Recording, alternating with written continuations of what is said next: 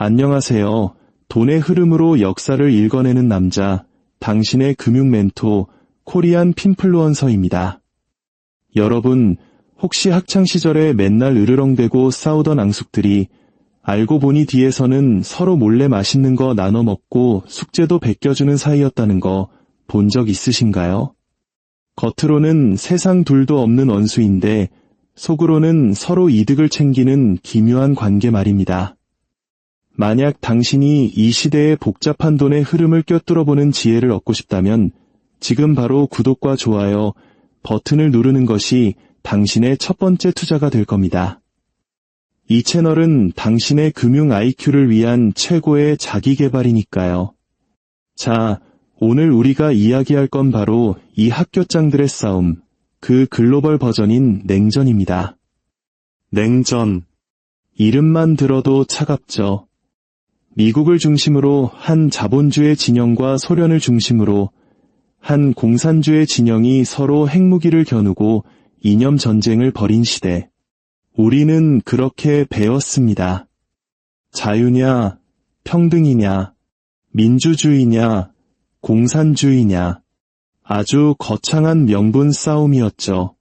하지만 여러분, 모든 미사일과 연설 뒤에는 항상 대차대조표가 숨어 있고 모든 적의 뒤에는 은밀한 거래가 있었습니다. 냉전은 단순한 이념 충돌이 아니었습니다. 이건 수조 달러가 오고 간 거대한 쩐의 전쟁이었고 양쪽 모두 돈과 신용, 그리고 비밀 무역망을 이용해 세계를 통제하려 했던 거대한 힘겨루기였습니다. 특히 우리 대한민국은 그 냉전의 가장 아픈 최전선에서 태어난 국가 아닙니까? 이 이야기는 결코 남의 이야기가 아닙니다. 2차 세계대전이 끝났을 때 세상은 두 조각으로 쪼개졌습니다.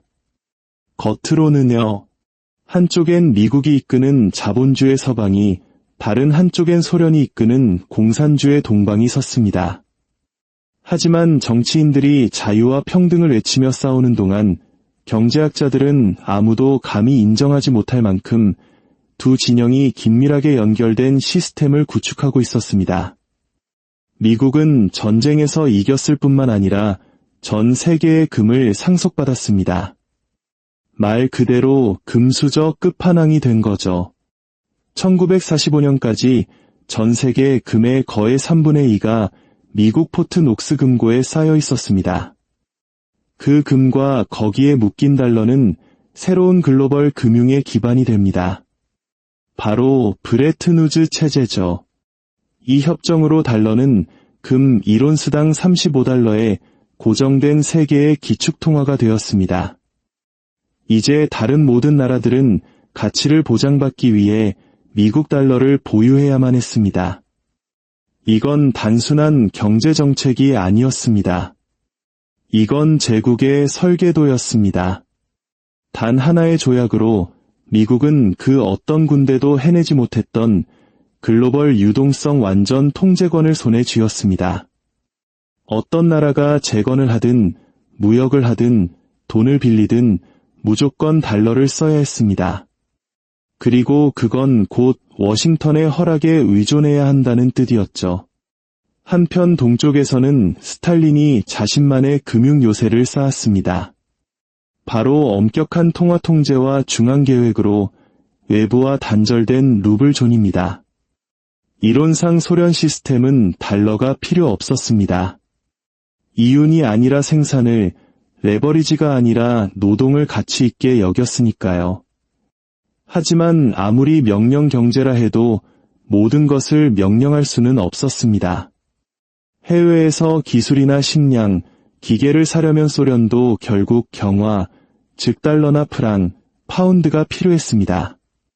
바로 여기서 냉전의 조용한 모순이 시작됩니다. 이념 전쟁에 갇힌 두 명의 적이 실제로는 같은 돈에 묶여버린 겁니다. 1940년대 후반, 철의 장막이 내려오자 미국은 마셜 플랜을 시작합니다.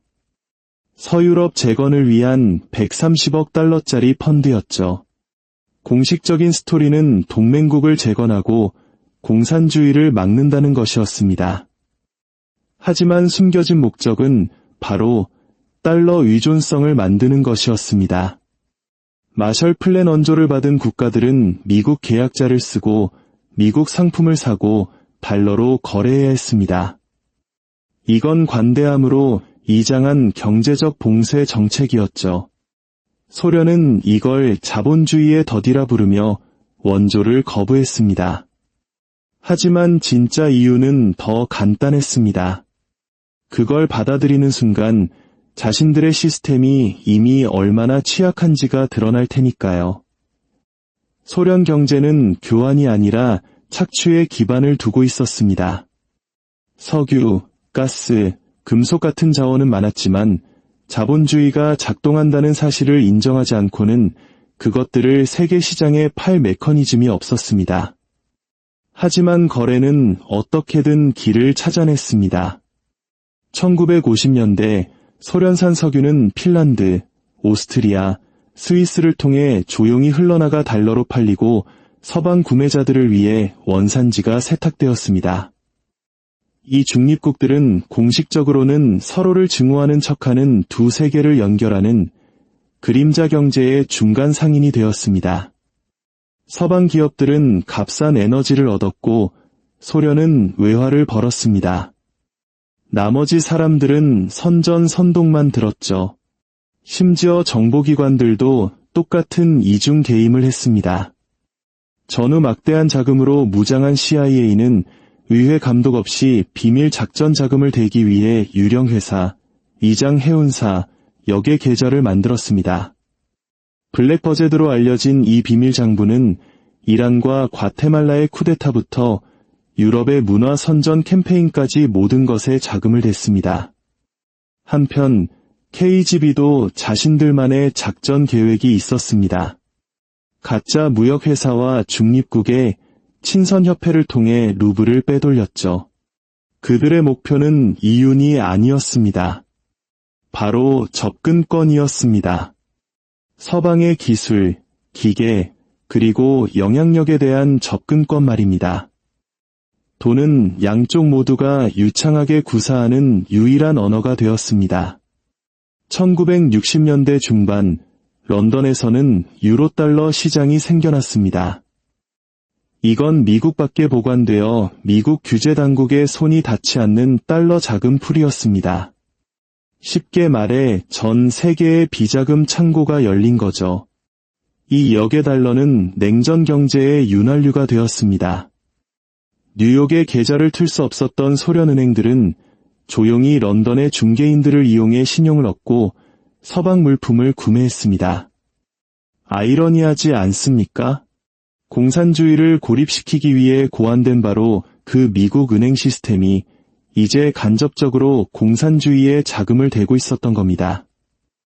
기밀 해제된 기록에 따르면 1973년까지 소련 기관들은 서방 계좌에 수십억 달러를 보유하고 있었습니다. 달러로 표시된 그들의 석유 수출은 그들의 이념이 무너져 내리는 와중에도 체제를 지탱해주는 꾸준한 경화 수입원이었습니다. 반대편에서는 펩시, IBM, 심지어 체이스 맨해튼 같은 미국 기업들도 철의 장막 뒤에서 거래할 방법을 찾아냈습니다. 그들은 정치를 신경 쓰지 않았습니다. 그들은 시장 접근성을 신경 썼죠. 데이비드 록펠러, 체이스 은행의 총수는 데탕트 시기에 모스크바를 방문해 공개적으로 소련의 안정성을 칭찬했습니다. 그의 은행은 곧 소련 산업 프로젝트를 위한 신용대출을 주선했죠. 언론은 이를 외교라고 불렀습니다. 하지만 현실에서 이건 담보 잡힌 지정학이었습니다. 돈의 흐름을 추적할수록 냉전은 도덕적 투쟁이 아니라 거대한 합작 투자 사업처럼 보이기 시작합니다. 왜냐하면 모든 제국은 적이 필요하기 때문입니다. 긴장감은 국방 예산을 높게 유지하고 산업을 활발하게 돌리고 돈이 올바른 손으로 흘러가게 만듭니다. 군비 경쟁은 변장한 경기 부양책이었습니다.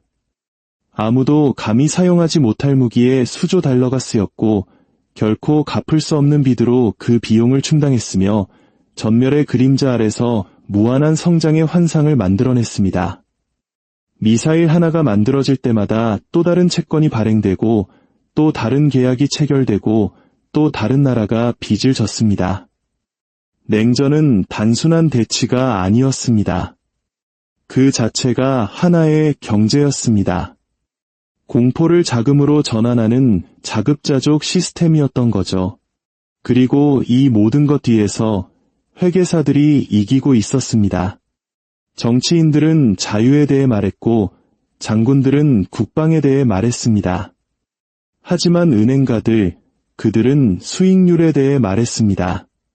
세상이 자본주의든 공산주의든 별로 중요하지 않았습니다. 양쪽 모두 계속해서 돈을 빌리기만 한다면 말이죠. 1971년 8월, 이 환상에 금이 가기 시작합니다. 닉슨 대통령이 금 창구를 닫아버리며 금본위제를 폐지했을 때 달러는 더 이상 물리적인 것에 무기지 않은 자유롭게 떠다니는 약속이 되었습니다. 바로 닉슨 쇼크입니다. 서류상으로는 인플레이션과 외국의 금 상환 요구에 대한 대응이었습니다. 하지만 현실에서는 해방이었습니다. 미국은 이제 무한한 권력에 자금을 대기 위해 무한한 돈을 찍어낼 수 있게 된 겁니다. 냉전은 갑자기 지속 가능한 수준을 넘어 수익성이 높아졌습니다. 거의 하룻밤 사이에 금을 대체하여 페트로달러가 글로벌 금융의 새로운 기반이 되었습니다. 사우디아라비아와의 비밀 협상을 통해 워싱턴은 모든 석유 수출이 달러로 가격이 매겨지도록 보장했습니다. 이제 모든 국가는 에너지를 사기 위해 미국 통화가 필요해졌고 이는 영원한 수요 순환을 만들어냈습니다. 석유는 세계 경제의 혈류가 되었고 달러는 그 심장이 되었습니다. 그 순간부터 미국은 더 이상 영토를 정복하지 않고도 세계를 지배할 수 있게 되었습니다. 석유의 흐름을 통제하고 달러의 흐름을 통제하면 생명 그 자체의 흐름을 통제할 수 있으니까요. 한편 소련은 바로 그 자원을 자신들의 생명줄로 삼았습니다. 서방 경제를 마비시켰던 1970년대 오일 쇼크는 모스크바에 기록적인 수입을 안겨주었습니다. 그들은 서방의 신용과 산업 장비를 받는 대가로 유럽의 원유를 수출했습니다. 공개적으로는 자본주의를 비난했지만 비공식적으로는 그것에 의존했습니다. 서방은 이를 모른 척했습니다. 왜냐하면 소련산 석유가 유럽 공장을 계속 돌게 했고 서방은행들이 돈을 벌게 해주었기 때문입니다. 체이스 맨해튼, 크레디 리온네, 도이체 방크 이들 모두가 오스트리아, 키프로스, 스위스의 중개인을 통해 조용히 적에게 자금을 대고 있었습니다. 기록 보관소를 파고들수록 분명해집니다. 이념은 연극이었고 돈이 바로 대본이었습니다. 심지어 미국의 정보작전, 즉 쿠데타와 대리전이라는 거대한 체스판조차 의회나 감독관은 아무 상관없는 숨겨진 자금 네트워크에 의해 움직였습니다. CIA의 블랙버젯은 세계에서 가장 큰 출처를 알 수 없는 자본풀이 되었습니다. KGB 역시 자신들만의 그림자 제국을 운영하고 있었습니다. 스파이가 아니라 은행가들의 제국이었죠. 소련 정보부는 핀란드, 이탈리아, 리히텐슈타인 같은 중립국의 무역회사를 설립하여 석유 자금을 서방은행으로 빼돌렸습니다. 이 자금은 컴퓨터, 반도체, 심지어 공장 전체와 같은 금수 품목을 사는 데 사용되었습니다. 이건 경제 외교로 이장한 산업 스파이 활동이었습니다. 그리고 이건 성공했습니다. 1980년대까지 소련과 서방의 무역액은 연간 1,000억 달러를 넘어섰습니다. 바로 그 10년 동안 레이건 대통령은 소련을 악의 제국이라고 불렀죠. 하지만 문 뒤에서는 양측이 서로를 지탱해주고 있었습니다. 둘 다 이 시스템에 너무 깊이 투자해서 무너뜨릴 수가 없었던 겁니다. 이것이 바로 냉전이 결코 핵전쟁으로 번지지 않은 이유입니다. 도덕성 때문이 아닙니다. 상호 확증 파괴는 군사적인 것뿐만 아니라 금융적이었기 때문입니다. 당신의 적을 폭파시키면 당신의 채권자도 함께 폭파시키는 셈이니까요. 그래서 그들은 대신 파괴를 다른 곳, 즉 제3세계로 수출했습니다. 아프리카, 라틴 아메리카, 동남아시아가 냉전 경제의 진정한 최전선이 되었습니다. 미국과 소련은 대리 정권에 수십억 달러를 쏟아부으며 원자재가 계속 흘러나오고 시장이 통제되도록 혁명과 반혁명에 자금을 댔습니다. 양측 모두 자유를 위해 싸운다고 주장했지만 현실에서는 석유, 구리, 그리고 영향력에 대한 접근권을 위해 싸웠습니다. 모든 쿠데타, 모든 내전, 모든 인민혁명은 결국 하나의 거래였습니다. 냉전은 세계에서 가장 수익성 높은 환상이었습니다. 그리고 그 모든 것 뒤에는 은행가들이 항상 한 발 앞서 있었습니다. 그들은 국가에 충성하지 않았습니다. 그들은 이윤에 충성했습니다. 스위스 은행들은 소련 자금과 CIA 자금을 나란히 세탁했습니다. 마침내 베를린 장벽이 무너졌을 때 사람들은 역사의 종말을 축하했습니다. 하지만 역사는 끝나지 않았습니다. 단지 현금화되었을 뿐입니다. 소련이 해체되었을 때도 그 돈은 사라지지 않았습니다. 단순히 깃발만 바꿔 달았을 뿐입니다. 1990년대에 국유자산을 약탈했던 바로 그 올리가르이들은 수십 년 동안 소련의 무역계좌를 관리해온 인물들이었습니다. 그들이 갑자기 억만장자가 된 것이 아니라 그들의 실체가 드러났을 뿐입니다. 냉전은 시작되었던 그곳, 바로 장부에서 끝났습니다. 그리고 그 장부를 따라 현재로 와보면 오늘날 세계 곳곳에서 똑같은 지문을 발견하게 될 겁니다. 달러의 지배력, 역의 조세 피난처, 에너지 거래, 그리고 여전히 국가들을 형성하고 있는 조용한 금융 전쟁들. 오늘날 우리가 부과하는 제재 조치들은 냉전 시대 금융 기법의 후예입니다. 해외에 동결된 러시아의 외환 보유고도 같은 메커니즘이죠. 에너지 협박, 통화 전쟁, 사이버 스파이 활동, 이 모든 것은 보이지 않는 하나의 전쟁터, 즉 글로벌 자금 흐름의 통제권에서 진화한 것입니다. 권력은 이념 따위엔 관심이 없었습니다. 오직 유동성에만 관심이 있었죠. 그런 의미에서 냉전은 결코 끝나지 않았습니다. 단지 세계화라는 이름으로 브랜드를 바꿨을 뿐입니다. 다음에 국가들이 통화, 에너지 또는 영향력을 놓고 충돌하는 것을 보게 된다면 이것을 기억하십시오. 그들은 1945년부터 똑같은 게임을 해오고 있습니다. 유일한 차이점은 인터페이스뿐입니다. 그때는 철의 장막이었고 오늘은 인터넷입니다. 그리고 이 모든 소음 뒤 어딘가에서는 여전히 똑같은 종류의 사람들이 이익을 계산하고 있을 겁니다.